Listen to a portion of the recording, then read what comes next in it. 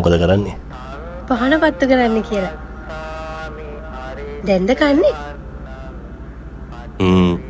මහන්සි පාටයි අද සනීප නැද්ද? නැහැ එමනේ. චුට්ටක් එළිය සීතලයි අද. කොගොල්ලා? පන්ති අද. බෑ කිය අමාරුවෙන් ඇව්වේ. කොහොමරි කොල්ලට හොඳට උගන්වන්න සුදු නෝනා. ඔයාගේ මූණ හරි අමුතුයි අද. එහෙම එකක් නෑ. අමාරුයි නම් ඉන්නනේ.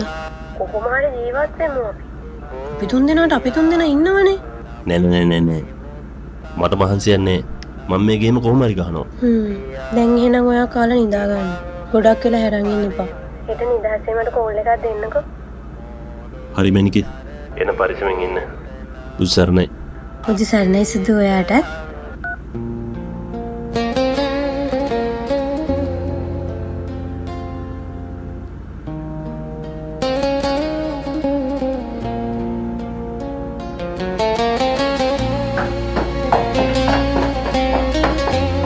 මචං මම යනවා. ඔබේ shift එක කීයටද? 11ට බා. හරි බං කුමාරයා යනවා ටිකකින්. ඌ වෙන කට්ටියක් හිටලා බලයන් හොඳේ. එනකල් දින ගැන පුතරම්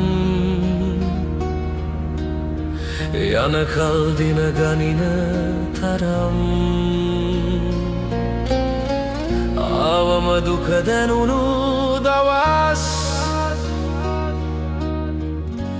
මල්ලෙනකල් ඉවසන්නම්